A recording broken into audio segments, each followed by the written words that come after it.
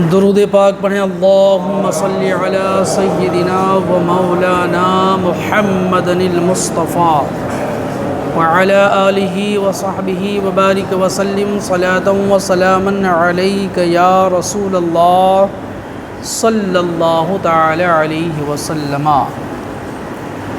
قال اللہ تبارک و تعالی واخفض جناحک للمؤمنین۔ اللہ تبارک و تعالیٰ نے ارشاد فرمایا کہ اپنے پہلو کو ایمانداروں کے لیے جھکا رکھیں، یعنی اہل ایمان کے سامنے نرم ہو جائے، پہلو جھکا رکھیں، نرم ہو جائے، یعنی اپنے آپ کو پہلوان بننے کی کوشش نہ کریں، روب و دبدبہ دکھانے کی کوشش نہ کریں، بلکہ وہاں جھک جائیں، اس میں بہتری ہے۔ اہل ایمان کے سامنے اپنے پہلو کو جھکا رکھیں، صبر و تحمل سے کام لیں، جی جوابی حملہ نہیں ہونا چاہیے۔ لیکن آج کی تاریخ میں ہم اپنوں میں بہادر بننا چاہتے نا، جی کسی کو کسی کی بات برداشت نہیں ہوتی ہے، وہ مجھ کو ایسا کہہ دے گا، نہیں، اگر اہل ایمان ہے تو الحمدللہ نرم ہو جائیے، پہلو کو جھکا دیجیے، اچھا ٹھیک ہے رہنے دیجیے، مان لیجیے تھوڑی دیر کے لیے، ہے نا۔ اور رب تبارک و تعالیٰ نے یہ حکم ہمیں اور آپ کو ہماری اور آپ کی بھلائی کے لیے دیا نا، ایک پرسکون معاشرہ کے لیے ضروری ہے کہ ہر کوئی اپنے اندر قوت برداشت رکھے۔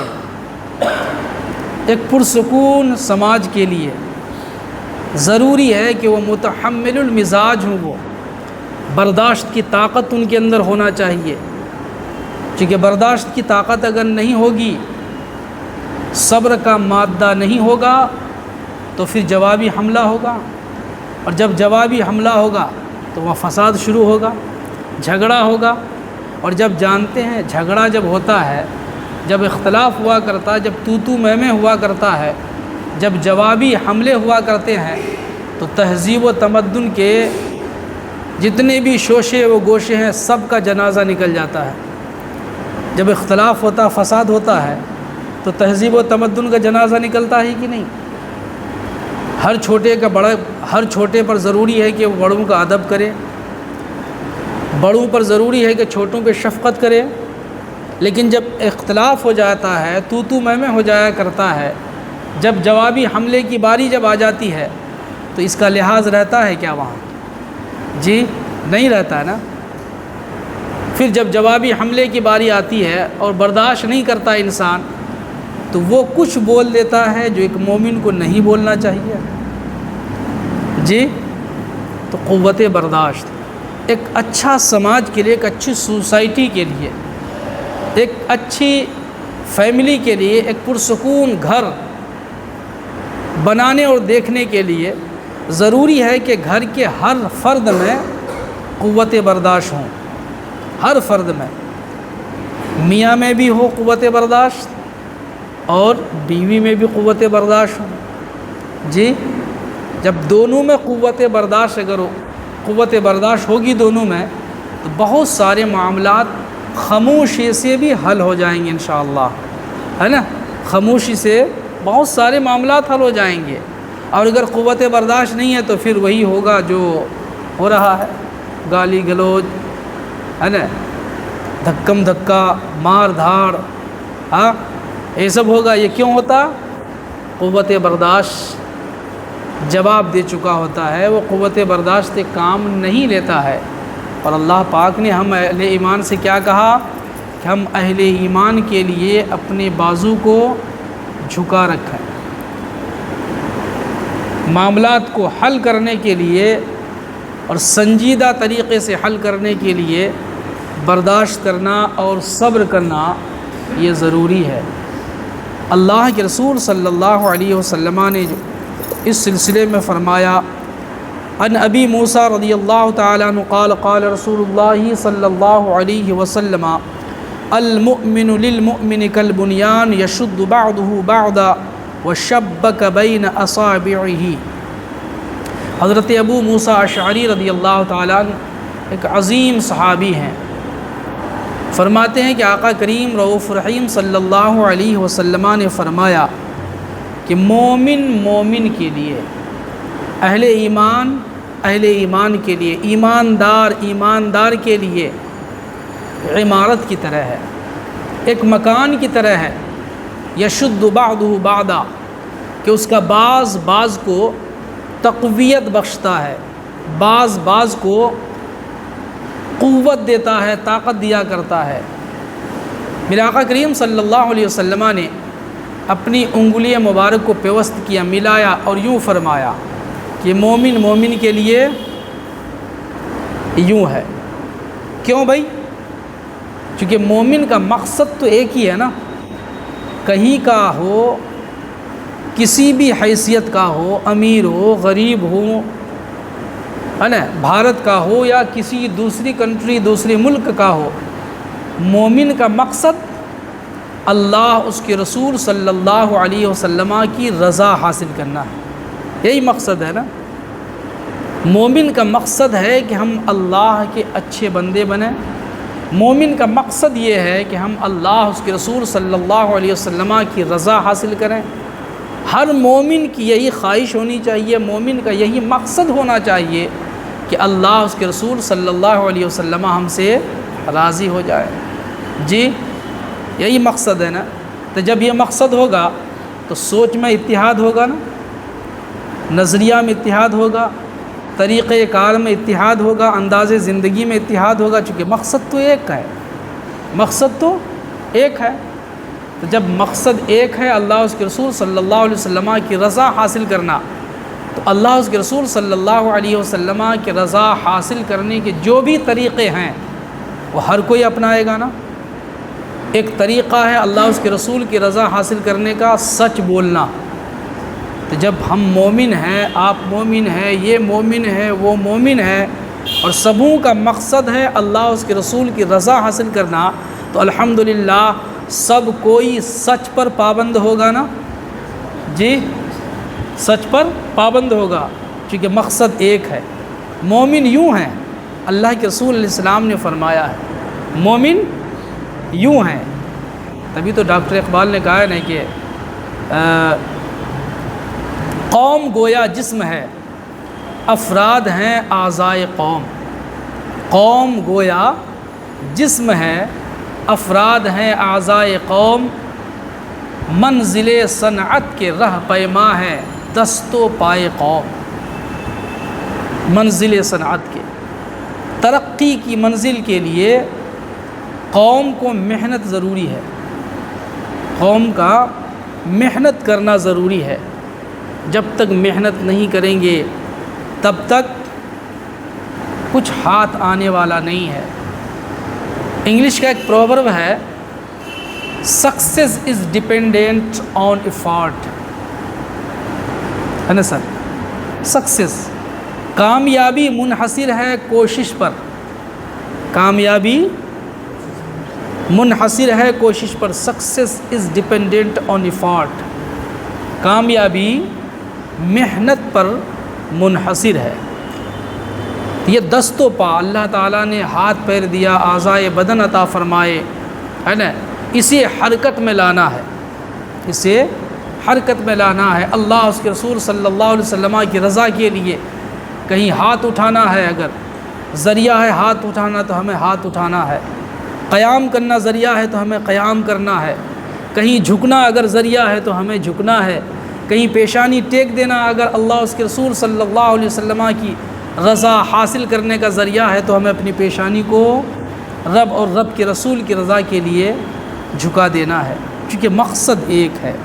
میرے آقا کریم صلی اللہ علیہ وسلم نے آگے فرمایا، وعن النعمان بن بشیر رضی اللہ تعالی عنہما قال قال رسول اللہ صلی اللہ علیہ وسلم مثل المؤمنین فی تبادہم وتراحمہم وتعاطفہم مثل الجسد اذا اشتکى منہ عضو تداعى له سائر الجسد بالسہر والحمى۔ حضرت نعمان ابن بشیر صحابی رسول فرماتے ہیں کہ آقا کریم رؤوف الرحیم صلی اللہ علیہ وسلم نے فرمایا کہ باہم شفقت و محبت و رحمت میں مسلمانوں کی مثال ایک جسم کی ہے، ایک جسم کی ہے۔ جس طریقے سے داہنا ہاتھ جسم کے بائیں حصے کے لیے رحم کرنے والا ہوتا نا، جی آپ یوں سمجھیں کہ اگر بائیں طرف کھجلائے یا بائیں طرف چونٹی کاٹے، بائیں پہلو میں اگر مچھر بیٹھ جائے، مچھر کاٹے اگر، تو اس درد کا دفع پہلے کون کرتا ہے؟ داہنا ہاتھ نا، جی کتنی محبت ہے اس داہنے ہاتھ کو آپ کے جسم کے بائیں پہلو سے، ہے محبت ہے؟ کبھی ایسا ہوا ہے کہ سر بائیں پہلو میں مچھر بیٹھا کاٹ رہا ہے یا چونٹی ہے کاٹ رہی ہے نا، داہنا ہاتھ یہ کہہ کر کے چھوڑ دیا ہے کہ ہمارے طرف تھوڑا ہے کاٹنے دو؟ ایسا ہوا کبھی کیا؟ کیا ہے کہ بات نہیں سمجھ میں آ رہی؟ بات سمجھ میں آ رہی ہے نا بھائی؟ یہ داہنا ہاتھ ہے اور بائیں بازو پہ اگر چونٹی بیٹھے کاٹ رہی ہو یا مچھر کاٹ رہا ہو، جی تو کبھی آپ کے اس داہنا ہاتھ نے یہ کہا ہے کہ نہ ہم بھائی وہ سب کرنے کے لیے نہیں جائیں گے، ٹھیک ہے؟ ہاں ادھر کٹ رہا، جب ادھر کاٹے گا تب ایسا ہوتا ہے کیا؟ نہیں ہوتا نا۔ جو ہی جسم کے کسی حصے میں تکلیف ہو تو دونوں ہاتھوں میں سے ہر کوئی اس تکلیف کو دور کرنے کے لیے سبقت کرتا ہے نا۔ جس ہاتھ کا پہلے پہنچ ہو جائے وہ کام کرتا ہے، کبھی یہ نہیں کہتا ہے کہ نہیں ہے ہم اس وقت کے ادھر صبح تو ہم صبح جو کاٹا تھا تو ہم نے دور کیے تھے، اس لیے بھی کاٹا، تم جاؤ۔ ایسا ہوتا ہے کیا؟ اگر دن میں 1000 مرتبہ ایسا معاملہ اگر آئے تو بغیر نکیر کے، بغیر کسی منفی سوچ کے، داہنا ہاتھ بایاں ہاتھ، داہنا ہاتھ بایاں ہاتھ، جسم کے تمام تر پریشانیوں کو دور کرنے کی نیک کوششیں کرتا نا، جی میرے آقا فرماتے ہیں کیا؟ آقا کریم صلی اللہ علیہ وسلم کے فرامین پہ قربان جاؤ، مصطفیٰ فرماتے ہیں کہ باہم شفقت و محبت و رحمت میں، باہم آپس میں محبت میں، شفقت میں، الفت میں، پیار میں مسلمانوں کی مثال ایک جسم کی ہے، ایک جسم کی ہے۔ جب ایک عضو کو تکلیف ہوتی ہے تو اس کی وجہ سے پورا جسم بخار اور بے خوابی میں مبتلا ہو جاتا ہے، پورا جسم، ہاں پورا جسم۔ جیسے انگلی میں چوٹ اگر لگے، ہاں انگلی میں چوٹ لگے، کٹ جائے، درد ہو انگلی میں، ٹھیک، ایک جگہ جب چوٹ لگتی ہے، درد ہوا کرتا ہے، کوئی تکلیف ہوتی ہے تو پورا جسم بستر پہ لیٹتا ہے نا، ہاں نہ پیر کہتا ہے کہ چلنا، چوٹ لگی انگلی میں تو کاہے کو کام روکے گا، چلو ہم نہیں چھوڑیں گے، ڈیوٹی نہیں چھوڑیں گے ہم، چونکہ وہاں تو پیر سے کام کرنا ہے تو ڈیوٹی کہاں چھوڑیں گے؟ ایسا ہوا ہے کیا؟ جی اگر انگلی میں چوٹ لگ جائے، انگلی میں زخم اگر ہو، ہاں تو کبھی ہاتھ نے کہا کیا کہ چلنا، چوٹ لگی انگلی میں نا، زخم انگلی، پیر کی انگلی میں زخم ہے تو، اور کام وہاں ہاتھ سے کرنا ہے، اس لیے ڈیوٹی ناغہ نہیں کرنا، ایسا ہوتا ہے کیا؟ نہیں۔ جسم کے کسی حصے میں تکلیف ہوتی ہے تو جسم میں جتنے بھی پارٹس ہیں، پرزے ہیں، جتنے بھی اوزار ہیں، جتنے بھی حصے ہیں، اس درد کا ہر حصہ احساس کرتا ہے نا، ہر حصہ احساس کرتا ہے۔ تو ڈاکٹر اقبال نے کہا، بڑا خوبصورت انداز میں کہا ڈاکٹر اقبال نے کہ مبتلائے درد کوئی عضو ہو، جمعہ میں نے یہ شعر پڑھا تھا، واقعی ڈاکٹر اقبال کو اللہ تبارک و تعالیٰ نے کیا نوازا کہ مبتلائے درد کوئی عضو ہو، روتی ہے آنکھ، مبتلائے درد کوئی عضو ہو، روتی ہے آنکھ، کس قدر ہمدرد سارے جسم کی ہوتی ہے آنکھ، کس قدر۔ اور میرے آقا کریم صلی اللہ علیہ وسلم نے فرمایا کہ مومنو تم ایک ہو، ایک دوسرے سے محبت کرنا سیکھو۔ جس طریقے سے تمہارے جسم کے کسی حصے میں چوٹ لگنے پر تمہارے جسم کے دیگر تمام پارٹس، پرزے، اعضائے بدن تمہارا ساتھ دیتے ہیں، ایسی ہی کسی مسلم کو، کسی مومن کو اگر تکلیف پہنچے اس تکلیف کا تم بھی احساس کرو۔ یہ نہیں کہ اگر کسی کو تکلیف پہنچے تو تم خوشی مناؤ کہ نہیں اچھا ہوا ہے جی، اگر وہ تکلیف ان کو نہ ہو کر کے آپ کو ہو جاتی، وہ تکلیف آپ کو نہ ہو کر اگر مجھ کو ہو جاتی تو مومن ہے الحمدللہ، پہلے ہم مومن بنیں۔ ہم جب مومن بنیں گے تو الحمدللہ یہ صفتیں اور یہ خوبیاں پائی جائیں گی جو آقا کریم صلی اللہ علیہ وسلم نے بیان فرمایا۔ کیا رسول پاک نے فرمایا کہ باہم شفقت و محبت و رحمت میں مسلمانوں کی مثال ایک جسم کی ہے، جب ایک عضو کو تکلیف ہوتی ہے تو اس کی وجہ سے پورا جسم بخار اور بے خوابی میں مبتلا ہو جاتا ہے۔ بے خوابی کا مطلب بھئی جسم کے کسی حصے میں درد اگر ہو تو آدمی سوتا ہے، بے خوابی کا مطلب بیدار، یعنی نیند ہی نہیں آتی درد کی وجہ سے۔ چوٹ لگی ہے پاؤں کی انگلی میں اور سونا ہے آنکھ سے نا، آنکھ بند کر کے سوتے نا، تو پھر بیداری کاہے کو؟ اس کا مطلب آنکھ کو پیر کی انگلی سے محبت ہے، آنکھ کو پیر کی انگلی سے محبت ہے، تب تو چوٹ لگی ہے پیر کی انگلی میں اور رات بھر آنکھ پریشان ہے، کروٹیں بدل بدل کر پوری رات گزار دیا ہے۔ الحمدللہ یہ مثال میرے آقا کریم صلی اللہ علیہ وسلم نے ہم اہل ایمان کے لیے دیا ہے کہ ہم بھی ایک دوسرے سے محبت کرنا سیکھیں، اور یہ تب ہوگا جب اس مقصد عظیم پر ہر کوئی قائم رہیں گے، اسی راستے پہ، اور وہ مقصد کیا ہے؟ اللہ اس کے رسول صلی اللہ علیہ وسلم کی رضا حاصل کرنا، خوشی حاصل کرنا۔ اور جب مادہ پرستی آ جائے گی، جو آج مادی دور ہے، آج روپیے پیسے کا دور ہے، اینٹ پتھر کا دور ہے، ہیرے جواہرات کا دور ہے، جس کو آج انسان ترقی یافتہ دور کہتا ہے جی، ترقی یافتہ۔ میں نے جمعہ میں کہا تھا کہ یہ اینٹ پتھر جڑ کر کے جو دیوار قائم ہو گئی، خوب پیسے خرچ کر کے رنگین دیواریں قائم کر لیا، کلرفل مکان بنا لیا، چمکدار مکان بنا لیا، مومن کے لیے مناسب نہیں ہے کہ یہ کہا جائے کہ یہ ترقی ہے۔ نہیں میرے بھائی، یہ ترقی مومن کے لیے نہیں ہے۔ مومن کے لیے ترقی یہ ہے کہ نماز، روزہ، حج و زکوٰۃ، قرآن مقدس کی تلاوت، اللہ اس کے رسول صلی اللہ علیہ وسلم کا ذکر، دل اس سے ان چیزوں سے دور تھا، اب قریب ہو گیا، قریب سے قریب تر ہو گیا جی، تو کہا جائے کہ ترقی ہو رہی ہے، ترقی ہو رہی ہے، تب کہا جائے۔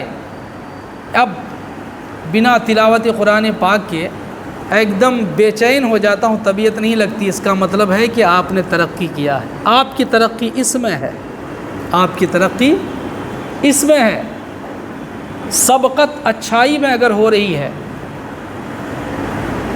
اگر اچھائی حاصل کرنے میں تیزی اگر ہے، اس کا مطلب ہے کہ آپ ترقی کر رہے ہیں، آپ کا معاشرہ ترقی کر رہا ہے، ہم ترقی کر رہے ہیں، ہمارا گھر ترقی کر رہا ہے۔ اور اگر یہ چیزیں نہیں ہیں تو مومن کے لیے مناسب نہیں ہے۔ جو مادہ پرست ہیں، جو دنیا دار ہیں، وہ تو کہیں گے ان کے لیے مناسب ہے، بھائی ان کے ہاں وہی چیزیں ہیں۔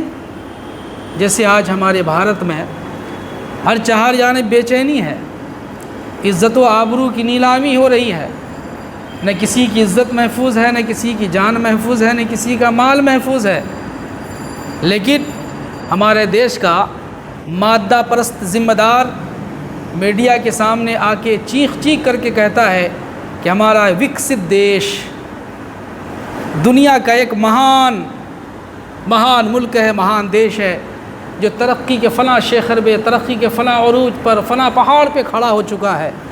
جہاں نفرتیں ہوں وہاں ترقی ہے، جہاں بہن بیٹیوں کی عزتیں محفوظ نہ ہوں وہاں ترقی اسے کہیں گے، جہاں لوگوں کی جان محفوظ نہ ہو اسے ترقی کہیں گے، جہاں لوگوں کا مال محفوظ نہ ہو اسے ترقی کہیں گے۔ مومن اسے ترقی نہیں کہے گا، اور جو مادہ پرست ہیں، جو دنیا دار ہیں، ان کی نظر میں یہی ترقی ہے کہ کل کچی سڑک تھی، آج پکی ہو گئی، آج دائیں دائیں گاڑی چل رہی ہے۔ اس کا مطلب ہے کہ اسٹیٹ ترقی کر گیا ہے، صوبہ ترقی کر گیا، ریاست ترقی کر گئی ہے، ہمارا دیش، ہمارا ملک ترقی کر گیا ہے۔ میرے بھائی، اینٹ پتھر کی تو ترقی ہوئی ہے، پر انسان کی ترقی نہیں، بلکہ دن بدن انسان گرتا ہوا چلا جا رہا ہے، گرتا ہوا چلا جا رہا ہے۔ ایک ماں کا زائدہ، ایک باپ کا زائدہ، 2 بھائی 2 بہن ہیں، 3 بھائی 3 بہن ہیں۔ اگر کئی بھائی بہن ہوں، سبوں کے جسم میں ایک ہی ماں باپ کا خون دوڑ رہا ہے نا، ایک ہی باپ اور ماں کی محبتیں ہیں نا، ایک ہی ماں اور باپ کی محنتیں ان میں ہیں نا، اتنی قربت و نزدیکی کے باوجود اگر بھائی بھائی سے محبت نہیں کر رہا ہے اور بلڈنگ بنا لیا تو کیا اسے ترقی کہیں گے؟ کیا نہیں، یہ ترقی نہیں، یہ ہمارے لیے گراوٹ ہے، یہ ہمارے لیے تنزلی ہے، یہ ہمارے لیے اچھی خبر نہیں ہے، یہ ہمارے لیے نقصان دہ خبر ہے۔ یہ ترقی تب ہماری ہوگی کہ جب ہم ایک ہو کر کے رہیں گے، جب ہم سبوں کا مقصد ایک ہوگا، ہم سبوں کی زندگی گزارنے کا مقصد ایک ہوگا، ہماری صبح و شام کا مقصد ایک ہوگا، تو الحمدللہ ہم ترقی کریں گے۔ ورنہ پھر یہ ترقی کا الاپنا، راگ الاپنا، ترقی کے نغمے گانا ایسی صورت حال میں اہل ایمان کے لیے مناسب نہیں ہے۔ دوسرے کریں انہیں حق بنتا ہے۔ میرے آقا کریم صلی اللہ علیہ وسلم کی ایک ادائے پاک حضرت ابو ہریرہ رضی اللہ تعالی عنہ سے روایت ہے، فرماتے ہیں قبل النبی صلی اللہ علیہ وسلم الحسن بن علی رضی اللہ تعالی عنہما وعنده الاقرع بن حاسب فقال الاقرع ان لی عشرة من الولد ما قبلت منهم احدا فنظر الیہ رسول اللہ صلی اللہ تعالی علیہ وسلم فقال من لا يرحم لا يرحم۔ حضرت ابو ہریرہ رضی اللہ تعالیٰ عنہ تشریف فرمائے رسول پاک صلی اللہ علیہ وسلم کی بارگاہ میں۔ حضرت امام حسن رضی اللہ تعالیٰ عنہ بھی ہیں، اور آقا کریم صلی اللہ علیہ وسلم اپنے نواسوں سے تو بہت زیادہ محبت کرتے تھے۔ جی، آج جو بھی اپنے نواسوں سے محبت کرتے ہیں، یہ صدقہ ہے مصطفیٰ کی محبت کا، ہے نا؟ اسی رسول نے بتایا نا کہ محبت کرنا چاہیے۔ تو آقا کریم صلی اللہ تعالیٰ علیہ وسلم نے اپنے نواسے حضرت حسن رضی اللہ تعالیٰ عنہ کا بوسہ دیا، چوما۔ وہاں اقرع بن حابس نامی ایک صحابی تھے، انہوں نے کہا کہ میری تو 10 اولاد ہیں، میرے 10 بچے ہیں، پر میں نے آج تک کسی کو بوسہ نہیں دیا ہے۔ انہوں نے جو کیا تھا اپنی زندگی میں آقا کریم صلی اللہ علیہ وسلم کی بارگاہ میں رکھا۔ جی، اصلاح فرمانے والے مصطفیٰ ہیں، رہنمائی کرنے والے مصطفیٰ کریم صلی اللہ علیہ وسلم ہیں، صحیح راستہ دکھانے والے آقا کریم صلی اللہ علیہ وسلم ہیں۔ جب آقا کریم صلی اللہ علیہ وسلم کو بوسہ دیے ہوئے دیکھا تو حضرت اقرع بن حابس نے فرمایا تو میرے تو 10 اولاد ہیں، میرے 10 بچے ہیں، پر ان میں سے کسی کا میں نے کبھی بوسہ نہیں لیا۔ تو میرے آقا کریم صلی اللہ علیہ وسلم نے رہنمائی فرمائی کہ من لا یرحم لا یرحم، جو رحم نہیں کرتا ہے اس پر رحم نہیں ہوا کرتا ہے۔ یعنی چھوٹوں سے شفقت کرنا، مہربانی کے ساتھ پیش آنا، اچھا برتاؤ کرنا، یہ اچھا سلوک پانے کا ذریعہ ہے، اچھا سلوک پانے کا ذریعہ ہے۔ یعنی پہلے اگر وہ انگلش میں ہے نا کہ گیو رسپیکٹ ٹیک رسپیکٹ، کسی کا ادب کرو تو ادب پاؤ۔ اگر ادب پانا چاہتے ہو کہ کوئی تمہارا احترام کرے تو پہلے تم دوسرے کا احترام کرو۔ جب تم دوسرے کا احترام کرو گے تو اس کے صلے میں تم احترام کیے جاؤ گے، تمہارا احترام ہوگا۔ تو میرے آقا کریم صلی اللہ تعالیٰ علیہ وسلم نے یہ رہنمائی فرمائی کہ ہمیں رحم و کرم سے کام لینا چاہیے، بدلہ کا مزاج نہیں ہونا چاہیے، بدلاؤ کا مزاج ہونا چاہیے۔ کس کا ہونا چاہیے؟ بدلاؤ کا، بدلہ کا نہیں ہونا چاہیے کہ ہمیں بدلہ لینا ہے، وہ ایسا کیا ہے ہم تو چھوڑیں گے نہیں، جو ہوگا دکھا جائے گا۔ جی، اسے بدلنے کی کوشش کرنا ہے۔ اگر کوئی برا ہے اور برا نے برا کام کر دیا آپ کے ساتھ، اگر برے کا جواب برائی سے اگر آپ دیں، ہم برائی سے اگر دیں، تو یہ تو عقل مندی نہیں ہے نا، یہ ہوشیاری نہیں ہے، یہ نادانی ہے، یہ نقصان دہ عمل ہے، یہ نقصان دہ چیز ہے۔ کسی برے نے آپ کے ساتھ برا کیا ہے جی، تو آپ اپنے اچھے عمل کے ذریعے اس سے اچھا بنانے کی کوشش کیجئے، کمال اس میں ہے نا۔ اسی کو بولتے ہیں بدلاؤ، اسی کو بولتے ہیں بدلاؤ۔ بدلہ کیا ہے کہ اس نے گالی دیا ہے تو ہم گالی دیں گے، اس نے مارا ہے تو ہم اس کو ماریں گے، یہ بدلہ ہو جائے گا۔ اب بدلاؤ یہ ہے کہ ان کو ایسی تعلیم دیں، اس کو ایسے اسٹیج پہ لا کے کھڑا کر دیں، اس کو ایسا بنا دیں کہ اس کے بعد کبھی وہ گالی استعمال نہ کرے، کبھی کسی کو گالی نہ دے۔ یہ بدلاؤ ہے، اور رسول پاک صلی اللہ تعالیٰ علیہ وسلم نے یہی تعلیم دیا ہے کہ ہم بدلہ نہ لیں بلکہ بدلاؤ لانے کی کوشش کریں۔ ایک دوسرے میں رحم و کرم کا جذبہ ہونا چاہیے، شفقت کا جذبہ ہونا چاہیے، محبتوں کا جذبہ ہونا چاہیے۔ یہ رسول پاک صلی اللہ علیہ وسلم کی پاکیزہ تعلیم ہے۔ ہمیں دین پڑھنا ہوگا، دین سیکھنا ہوگا، دین سے قریب ہونا ہوگا۔ چند روزہ زندگی ہے، اس کی ہم اور آپ قدر کریں۔